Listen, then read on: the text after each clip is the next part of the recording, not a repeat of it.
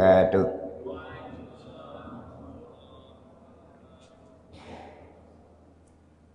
Alhamdulillahirabbil alamin. Wassalatu wassalamu ala asrafil anbiya'i wal mursalin wa ala alihi wa sahbihi ajma'in, amma ba'du.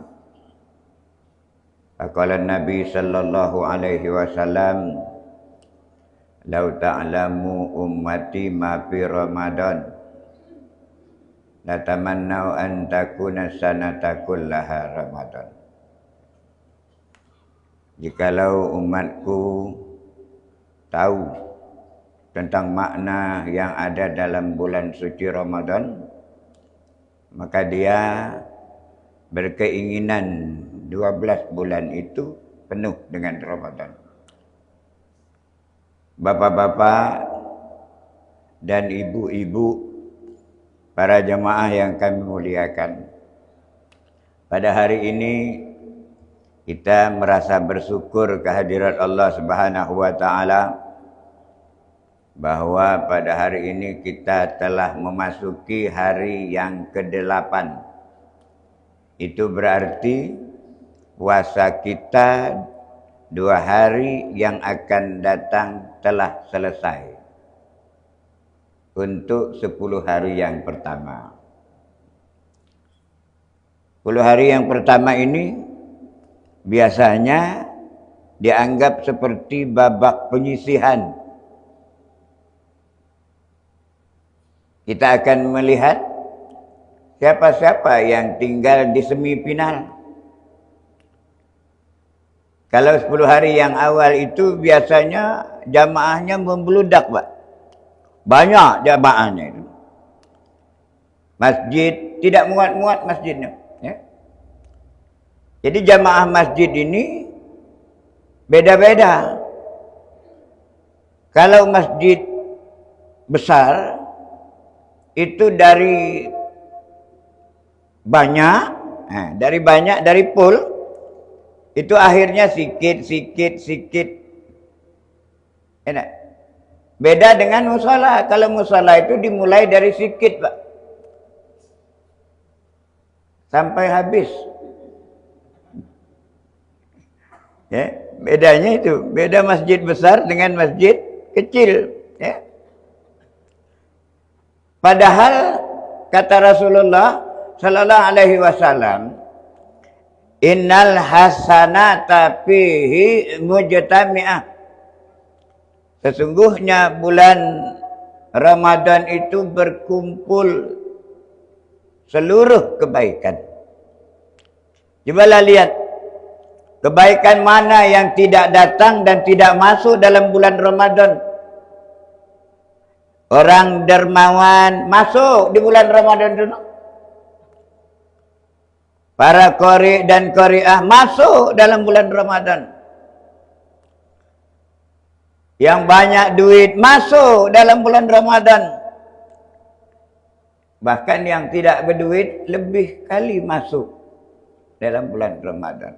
Innal hasanata fihi mujtami'ah. Sesungguhnya di dalam bulan Ramadan itu berkumpul kebaikan. Apa bulan Ramadan itu, Pak? Bulan Ramadan itu kata Rasulullah, syahru Ramadan, syahrun kataballahu siyamahu.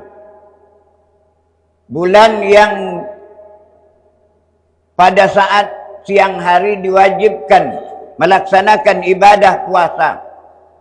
Wasanantu lakum qiyamahu, dan malam harinya disunahkan melaksanakan qiyamul lail. Jadi kalau ada orang, Pak, ini kadang-kadang ada orang yang berpuasa itu beda-beda, Pak. Ada orang yang berpuasa siang hari, malamnya tarawih, ada itu. Itu lebih bagus, Pak. Ada orang yang berpuasa tapi tidak tarawih, ada itu. Ya enggak? Apa dia bilang? Malas ku tarawih. Ya enggak? Imamnya lambat. Imamnya bacaannya lambat. Imamnya bacaannya panjang. Jadi kalau jamaah itu paling kepengen yang imam itu ayatnya pendek, bacaannya cepat. Jadi itu paling digemari itu. Ya, paling digemari. 100 km per jam. Ya, paling suka itu. Bahkan jamaah mencari-cari itu. Walaupun sampai ke Semabung Lama. Misalnya. Ini luar biasanya. Ada orang yang tidak puasa tapi tarawih. Ada tak tu, Pak? Ada. Mana orang itu? Mana? Nah, orang yang tidak puasa tapi tarawih itu biasanya tinggalnya di komplek, Pak. Di komplek ada musola, lalu temannya ngomong, "Oi, sini kita tarawih." Dak tarawih dak nyaman, tarawih dak puasa, kan? Akhirnya malu-malu kucing. Ya enggak? Malu-malu kucing. Ya enggak? Nah, yang model-model ini, padahal kalau dia puasa, lalu dia tarawih, kata Rasulullah, kharaja min dunubihi kayauma waladathu ummuhu. Maka dia akan keluar dari dosa-dosanya seperti bayi yang baru dilahirkan. Bapak bayangkan kalau bayi yang baru dilahirkan itu nol dosanya, tidak ada dosa, Pak. Tidak ada dosa. Beda kalau dia puasa saja. Puasa, man shoma ramadhana imanan wa ihtisaban ghufira lahu ma taqaddama min dzanbi. Siapa yang melaksanakan puasa Ramadan karena iman dan mengharap ridha Allah, maka diampuni dosa-dosa yang telah lalu. Itu hanya diampuni dosa-dosa yang telah lalu, Pak. Tidak seperti bayi yang baru dilahirkan. Masih ada sangkut pautnya yang lain. Man qama ramadana imanan wa ihtisaban ghufira lahu ma taqaddama min dzanbi. Siapa yang qiyamul lail, salat tarawih di malam hari karena iman dan mengharap ridha Allah, diampuni dosa-dosa yang lalu. Itu yang saya katakan tadi. Ada orang yang tarawih tapi tidak puasa. Ini diampuni dosanya yang telah lalu. Tidak puasa. Tidak puasa. Ramadan adalah bulan yang penuh dengan keistimewaan. Pertama, Pak, dalam hadis Rasulullah sallallahu alaihi wasallam, beliau bersabda, "Iza dakhala syahru Ramadan," apabila masuk bulan Ramadan, "Futihat abwabus sama," maka dibukalah pintu-pintu langit. Jadi langit itu punya pintu, Pak. Para malaikat turun naik ke langit itu lewat pintu langit. Rasulullah sallallahu alaihi wasallam katakan, anna Rasulullah sallallahu alaihi wasallam kana yusalli arba'an ba'da tazul syamsu qabla zuhri. Bahwa sesungguhnya Rasulullah sallallahu alaihi wasallam itu salat 4 rakaat sesudah tergelincirnya matahari sebelum salat zuhur. Salat sunnah qabliyah, Pak. Salat sunnah qabliyah itu kan ada dua. Satu hukumnya muakkadah, yang kedua ghairu muakkadah. Rasulullah mengerjakan 4 rakaat sebelum salat zuhur. Maka Rasulullah katakan, qala innaha sa'atun tuftahu fiha abwabus sama. Rasulullah katakan, sesungguhnya waktu itu adalah waktu dibukanya pintu-pintu langit. Ini apa, kapan Pak dibuka seperti ini? Waktu-waktu yang am, Pak. Waktu-waktu yang umum. Seperti bukan dalam bulan suci Ramadan. Maka kalau di bulan suci Ramadan, ini setiap saat, mulai dari masuknya bulan suci Ramadan, sampai dengan akhirnya, pada saat kita takbir, itu dibuka pintu-pintu langit. Kita kan luar biasa, Pak. Langit itu jauhnya dari bumi kita ini itu 4 kuadriliun 730 triliun 480 miliar kilometer. Kalau diukur dengan perjalanan buruk, kan luar biasa, Pak. Tidak ada di antara kita ini yang pernah ke langit. Kecuali langit-langit kan. Kalau langit-langit kan di sini cuman. Ya, bayangkan Allah Subhanahu wa taala membuka pintu-pintu langit itu agar apa? Agar kita bisa bermunajat kepada Allah. Rasulullah sallallahu alaihi wasallam katakan, aku suka pada saat itu, ketika itu Allah mengangkat amalan-amalan solehku. Jadi di bulan suci Ramadan ini luar biasa, Pak. Ya? Banyak kebaikan-kebaikan.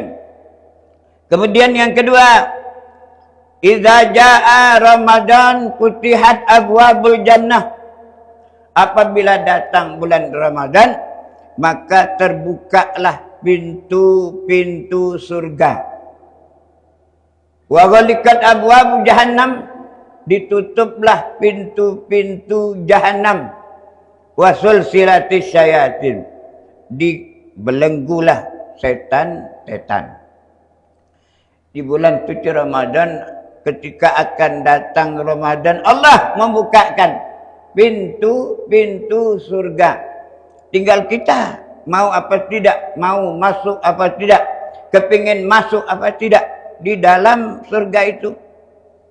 Saking luar biasanya Allah Subhanahu wa taala memberikan promo kepada umat Muhammad sallallahu alaihi wasallam. Beliau bersabda dalam sebuah hadis yang dijelaskan, al jannatu mustaqatun ila arba'ati nafarin. Surga itu merindukan 4 golongan manusia. Saya ngomongnya satu saja, Pak. Tidak usah banyak-banyak. Siapa dan apa yang dimaksud dengan surga itu? Kita tahu dan kita paham surga itu tempat kesenangan.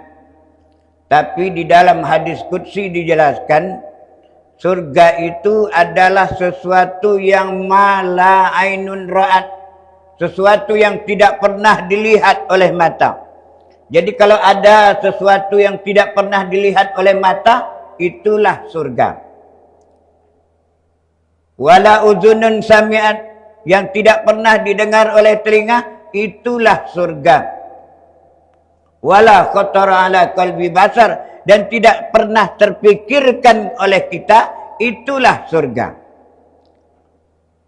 Abu Dhabi itu negara yang luar biasa, Pak. Luar biasa indahnya, luar biasa bagusnya. Tapi kita pernah mendengar Abu Dhabi. Jakarta, Pak. Luar biasa, kita pernah mendengar Jakarta. Tapi itu bukan surga. Kenapa? Karena didengar oleh kita. Dilihat oleh kita. Jakarta misalnya, walaupun ada di antara kita yang belum pernah pergi ke Jakarta, ya, pergi ke Jakarta. Nah, tapi kita melihat di media-media elektronik bagaimana gambaran Jakarta, itu bukan surga. Kemudian surga disebutkan Allah dalam Al-Quran, tilka uqbal ladzina taqaw. Surga itu adalah tempat terakhir bagi orang-orang yang bertakwa. Jadi kalau orang-orang yang bertakwa, jangan salah pilih tempat kita di surga, Pak. Jangan cari tempat lain. Maka surga yang begitu indahnya, surga yang begitu menyenangkan, itu rindu kepada 4 golongan manusia. Siapa itu? Talil Quran, Pak. Orang yang gemar, bukan orang yang hanya sekedar baca Quran, tapi gemar membaca Quran, hobi membaca Quran, hobi menganalisa Al-Quran, bahkan melaksanakan kegiatan amalannya dengan Al-Quran. Ada 5 keutamaan membaca Al-Quran, Pak. Yang pertama, Al-Quran adalah sebagai pedoman hidup dan petunjuk. Orang-orang Islam, petunjuknya tidak lain adalah Al-Quran dan Al-Hadis. Rasulullah katakan, taraktu fikum amraini lan tadillu abada wa in tamassaktum bihima kitaballah wa sunnati rasulih.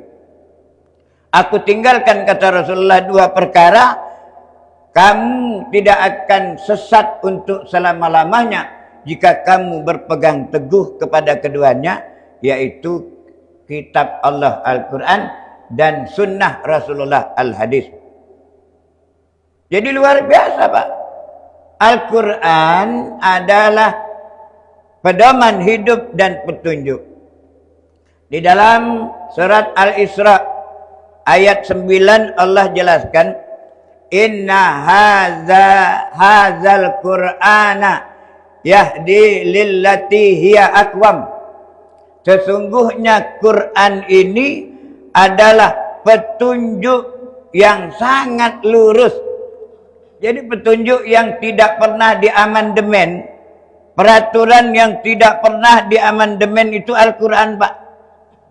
Kalau peraturan-peraturan pemerintah, peraturan-peraturan masyarakat, peraturan organisasi, kadang-kadang ada yang tidak sesuai lagi dengan zamannya, dia akan diamandemen.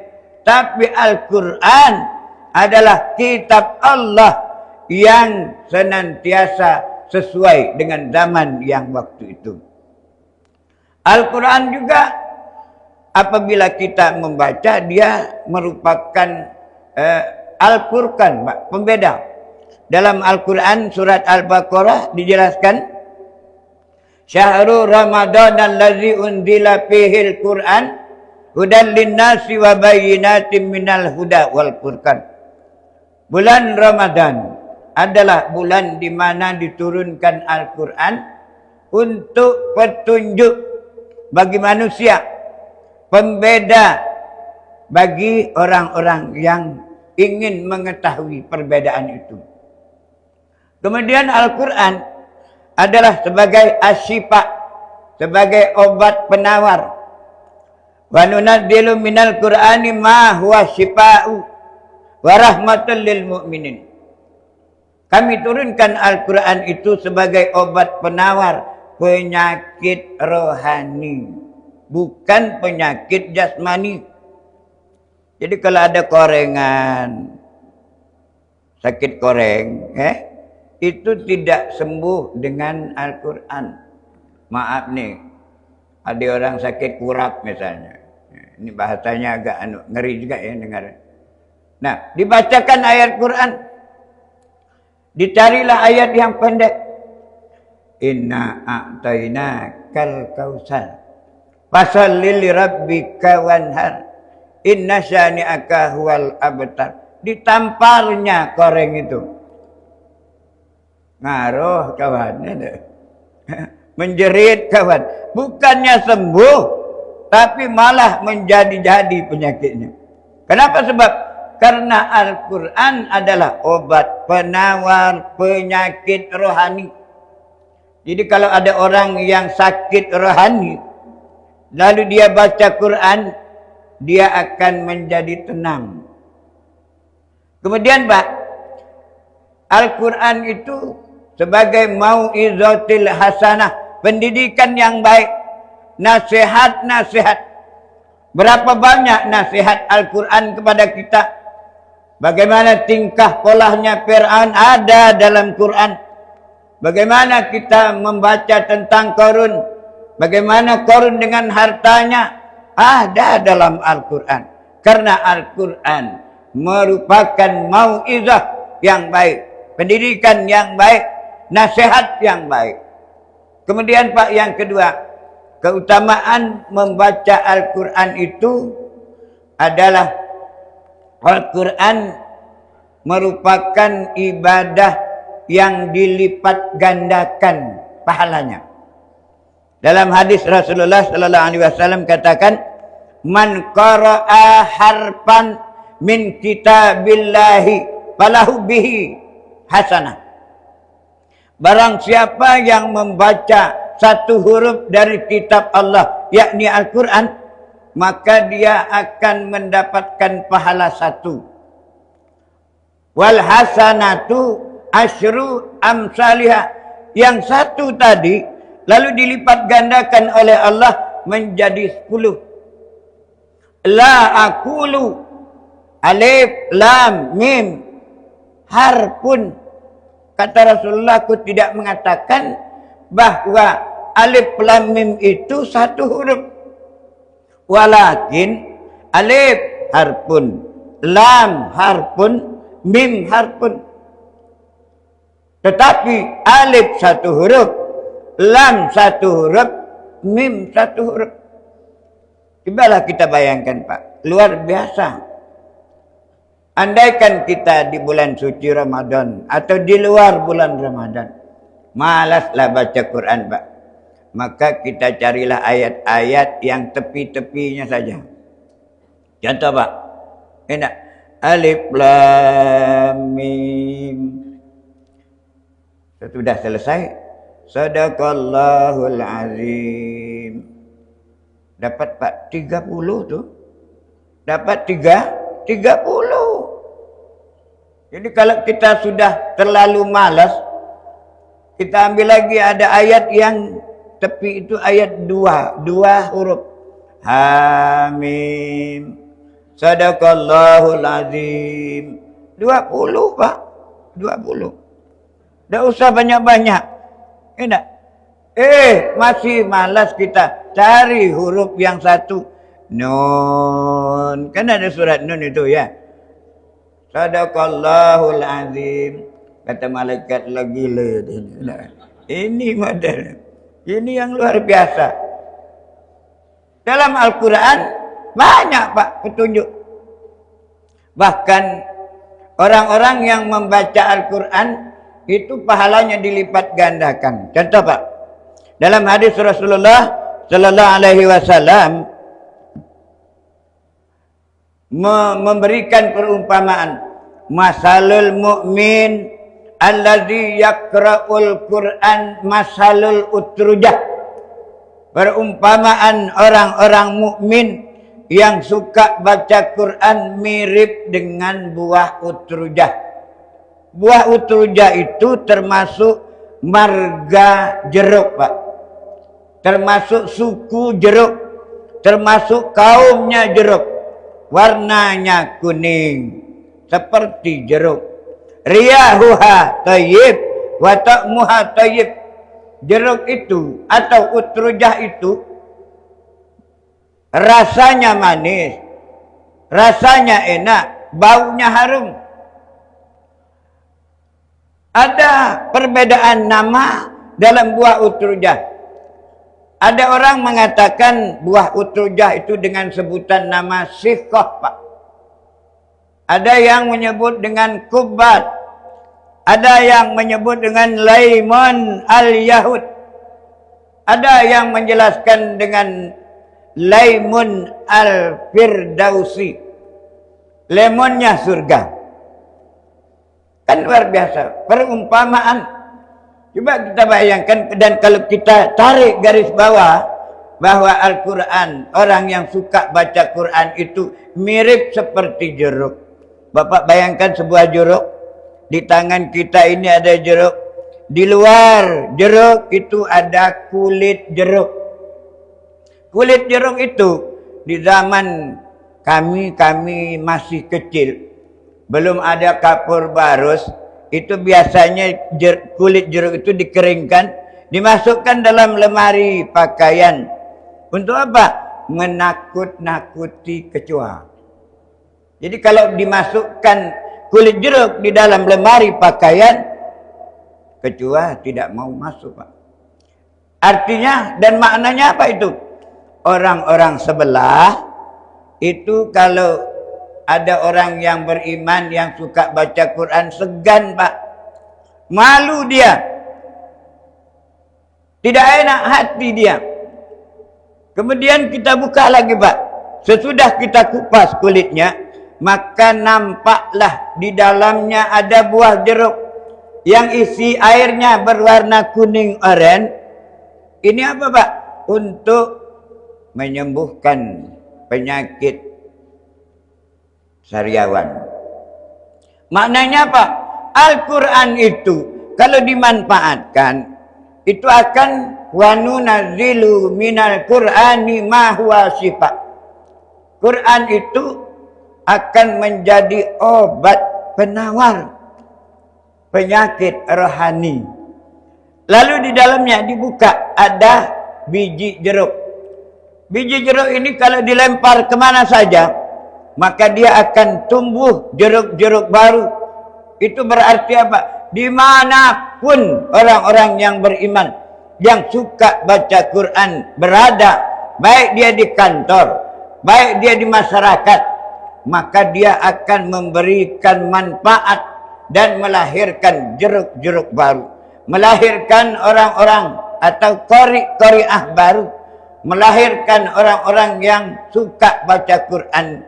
Maka dari itu, inilah disebutkan bahwa orang yang beriman yang suka baca Quran itu mirip dengan buah utrujah.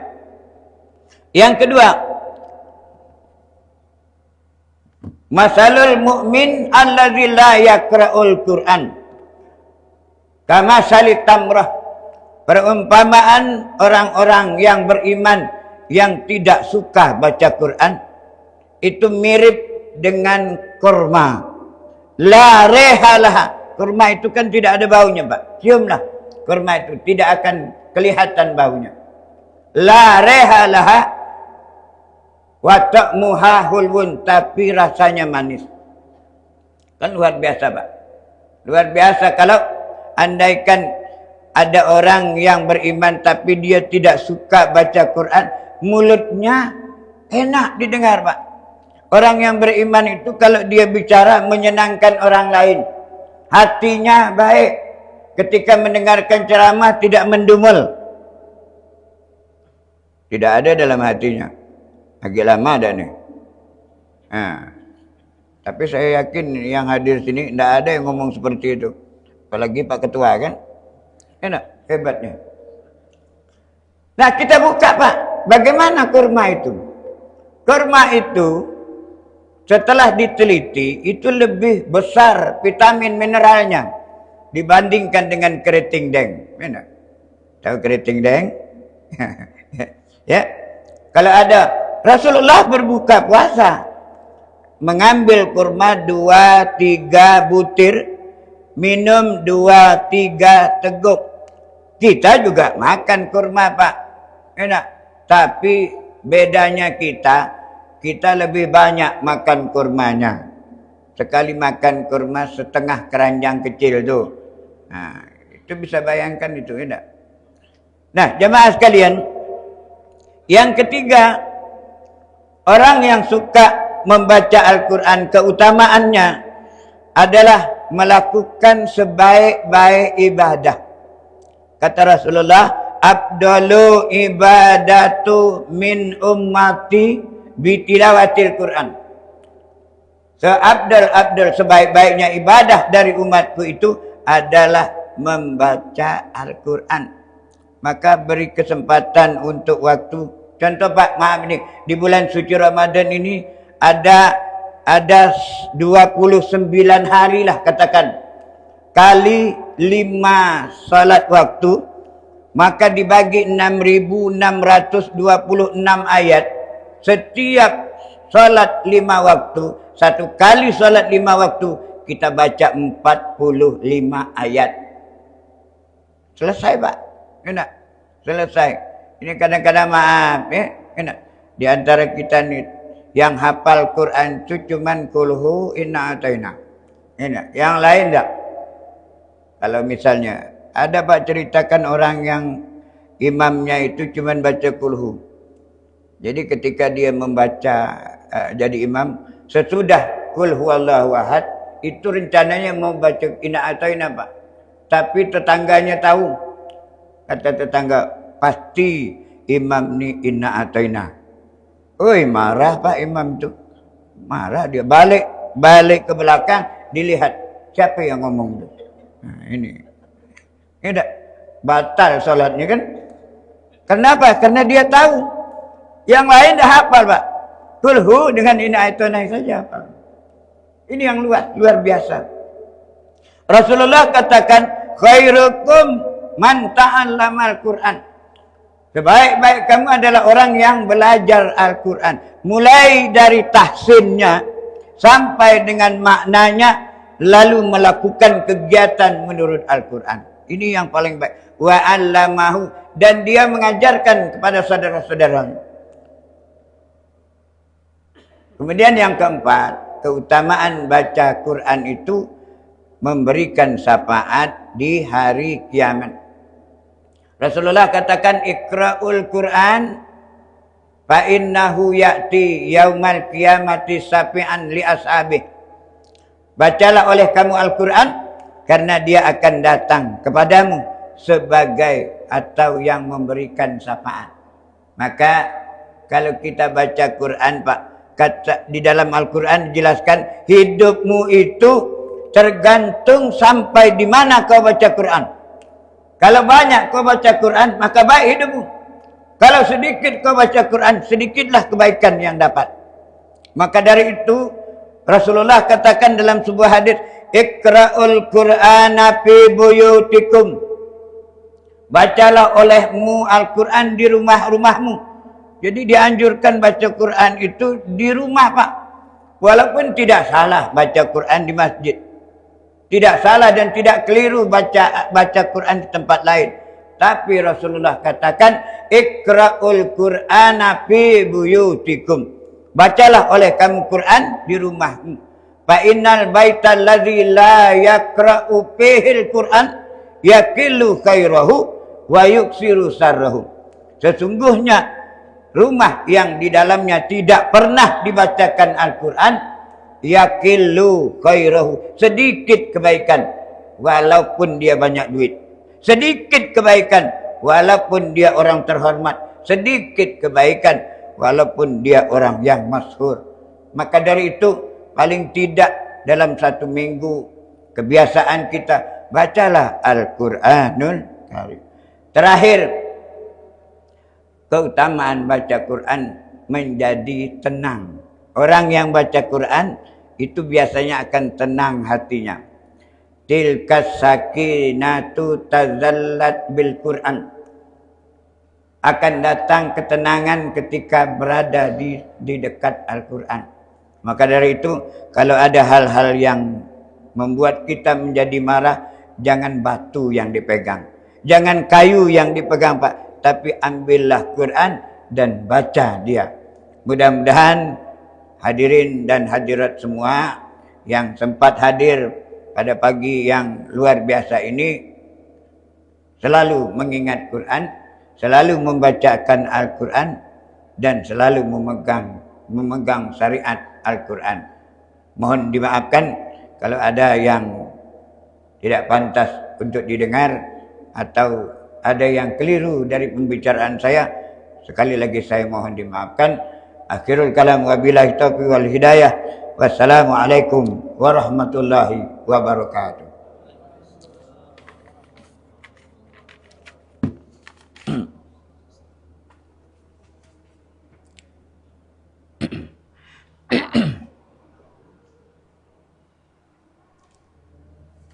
Masya Allah.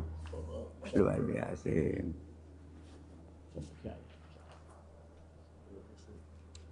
Wash.